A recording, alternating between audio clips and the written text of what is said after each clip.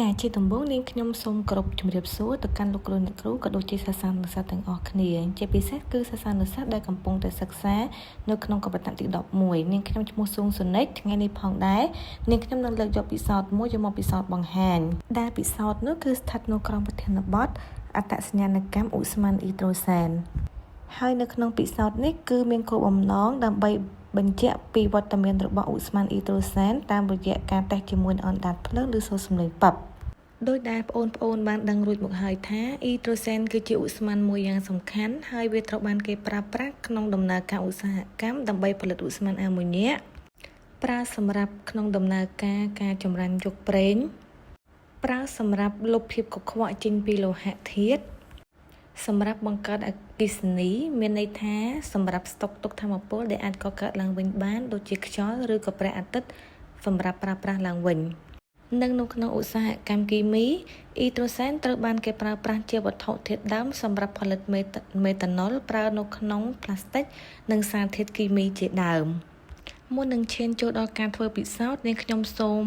បង្ហាញអំពីឧបករណ៍មួយចំនួនដែលប្រើប្រាស់ដើម្បីការពារនៅពេលដែលយើងធ្វើពិសោធន៍ទី1គឺយើងត្រូវពាក់ស្រោមដៃឲ្យបានត្រឹមត្រូវពាក់អាវពិសោធន៍ឲ្យបានត្រឹមត្រូវនិងពាក់ម៉ាស់ឲ្យបានត្រឹមត្រូវផងដែរ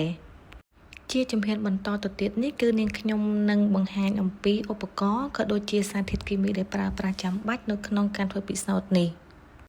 ចំពោះឧបករណ៍ដែលប្រើប្រាស់នៅក្នុងពិសោធន៍នេះគឺយើងមានដូចជា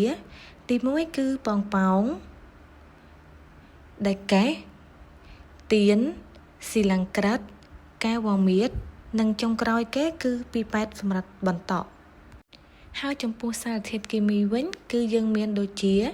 ក្រដាសអាលុយមីញ៉ូមដែលយើងប្រើសម្រាប់ដុតត្រីគឺយើងកាត់វាជាបំណែកតូចៗបែបនេះ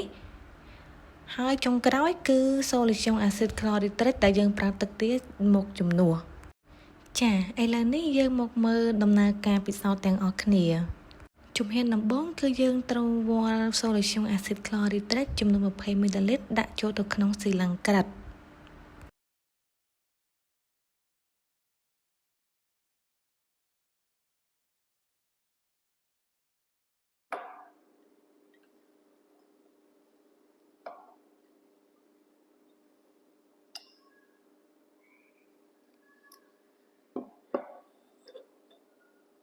បន្ទាប់ពីយើងវាល់សូលីស្យូមអាស៊ីតក្លរីត្រិកចំនួន20មីលីលីត្ររួចហើយយើងត្រូវចាក់វាចូលទៅក្នុងកែវវមៀត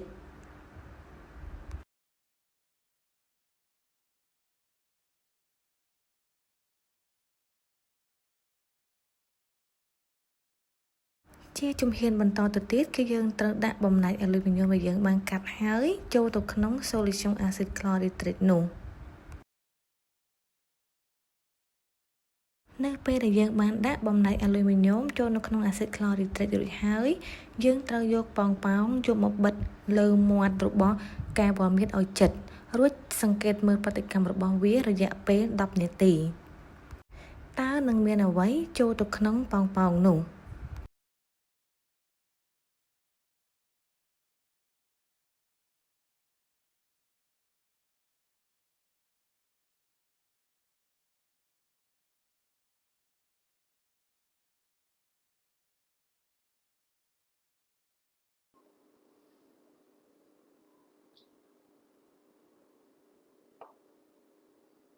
បន្ទាប់ពីប្រតិកម្មរបស់យើងបានប្រព្រឹត្តទៅអស់រយៈពេល5នាទីក្រោយមកយើងសង្កេតឃើញថាមានប៉ោងរីកធំ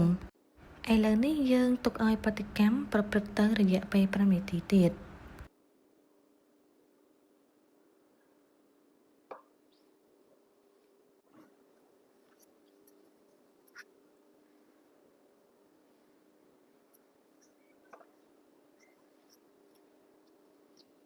បន្ទាប់ពីរយៈពេល5នាទីបានកន្លងផុតទៅទៀតយើងសង្កេតឃើញថាមាឌប៉ោងរបស់យើងកាន់តែរីកធំជាងមុន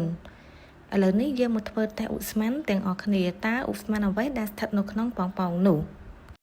យើងចាប់ផ្ដើមធ្វើតេស្តឧស្ម័នដែលកកើតនោះជាមួយនឹងអណ្ដាតភ្លើងប៉ុន្តែមុនពេលដែលយើងធ្វើតេស្តឧស្ម័នជាមួយនឹងអណ្ដាតភ្លើងជាដំបូងយើងត្រូវផ្ទេរឧស្ម័នដែលទទួលបាននោះចូលទៅក្នុងបំពង់សាកជាមុនសិន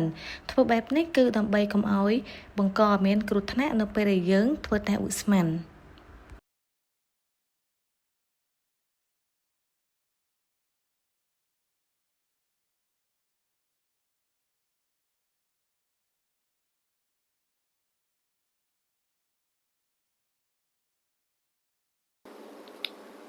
នៅពេលដែលធ្វើតែឧស្ម័នជាមួយនឹងអណ្ដាតភ្លើងគឺសង្កេតឃើញថាមានឮសូរសំឡេងប៉ឹបនេះគឺជាវត្តមានរបស់ឧស្ម័នអ៊ីដ្រូសែន